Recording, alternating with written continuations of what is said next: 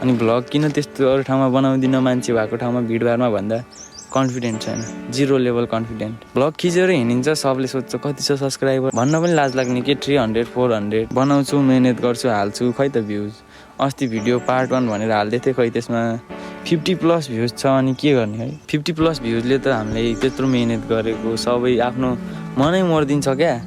अनि भिडियो बनाउनै मन लाग्दैन क्या, सपोर्टै छैन क्या, सब भ्लगर निस्क्यो अनि कसलाई सपोर्ट गर्न सक्छ। अलिअलि भ्युज आइदिन पऱ्यो, आफ्नो निरन्तर सब्सक्राइब प्लस हुन पऱ्यो। त्यति भएपछि त जस्तो ठाउँमा पनि कन्फिडेन्ट आउने रहेछ क्या। सब्सक्राइबर नभएपछि त भ्लग बनाउनु पनि कन्फिडेन्ट नआउने के, लाज लाग्ने छ। त्यसले के भन्ने होला, यस्तो सब्सक्राइबर छैन, यस्तो दुःख गरी हिँडेर भन्ने हो कि यताउति भन्ने हो कि भन्ने एकदम लाज लाग्ने क्या। म चाहिँ त्यो पोइन्टले अगाडि बढ्न नसक्या हो क्या। अलिअलि सब्सक्राइबर भेटाएको भए, मैले अलिअलि भ्युज भेटाएको भए चाहिँ म अगाडि बढ्थेँ क्या। अब भ्युजै भेटाएन, अब म आफै त्यस्तो कन्टेन्ट दिन नसके होला, त्यो मेरै गल्ती हो है। जस्तो छ त्यस्तै कन्टेन्ट दिएर पनि होला, म केही भन्दिनँ अरूलाई पनि है।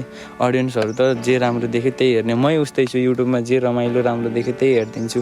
अब आफ्नो कोसिस बेस्ट गर्छु। मलाई कन्फिडेन्ट पनि एकदम 0 लेभलमा छ, कन्फिडेन्ट बढाउनु छ।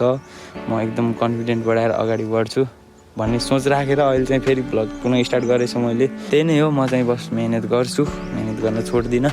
भर्खर स्टार्टिङ हो, अझै कति दुःख भोग्नै छ बाटोमा होइन।